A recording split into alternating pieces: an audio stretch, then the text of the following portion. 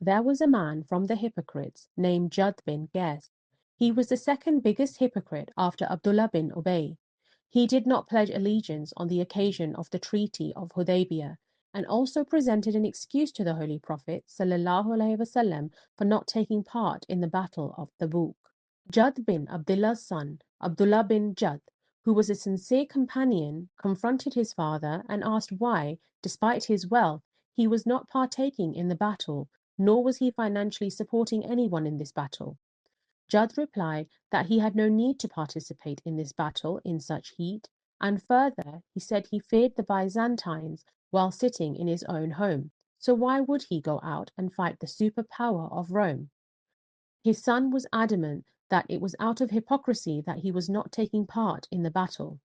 Jud struck his son with his shoe, who left without saying another word. It is recorded that the following Quranic verse was revealed in relation to Jud bin Qais. And among them is he who says, "Permit me to stay behind and put me not to trial." Holy Quran, chapter 9, verse 49. Later, Jud bin Qais repented and became a true Muslim. There was also a group of people who would gather and collude with regard to this battle, and they had established a sort of headquarters in Medina. They did so by spreading false news in order to stop the Muslims from going out to battle. The Holy Prophet ﷺ instructed that their headquarters be dismantled as he was receiving reports regarding their endeavors.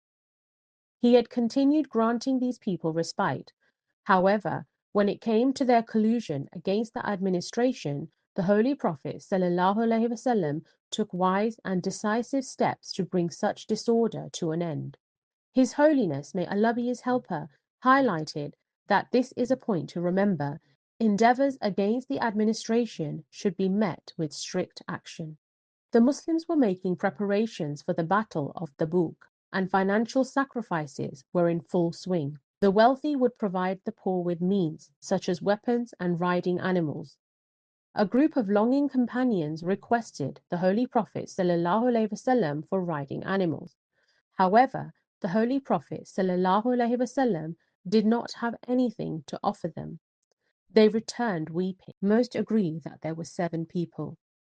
When some other companions learned about the plight of these people, they provided riding animals and provisions for them to be able to join the Muslim army and embark on the journey for this battle.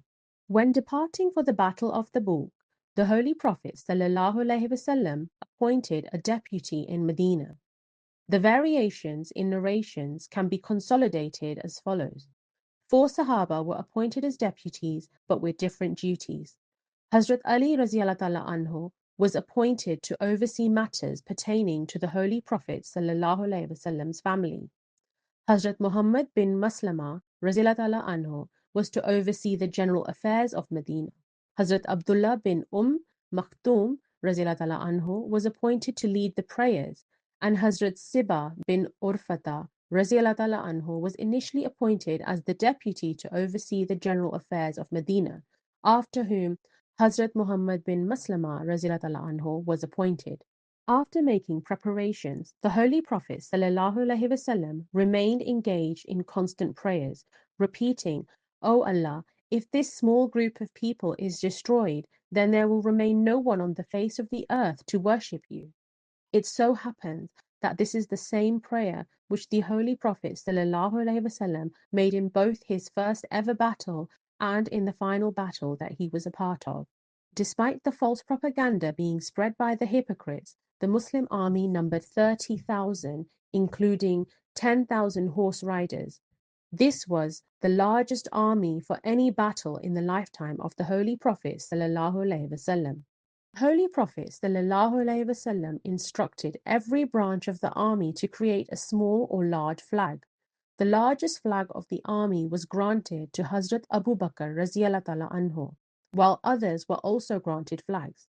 Each contingent also had a guide accompanying them to help them along the routes. The Holy Prophet ﷺ set out towards Tabuk. The Muslim army gathered outside of Medina at Saniyatul Wada. As a last effort, Abdullah bin Ubay also gathered a small number of hypocrites there as well. to make it seem as though they too were ready to accompany the Muslims. However, when the Holy Prophet ﷺ instructed to march forward, Abdullah bin Ubay said that there was no need to fight such a great army in such heat, and returned with his contingent to Medina. Their hope was that some Muslims would follow suit. However, as always, this attempt proved unsuccessful.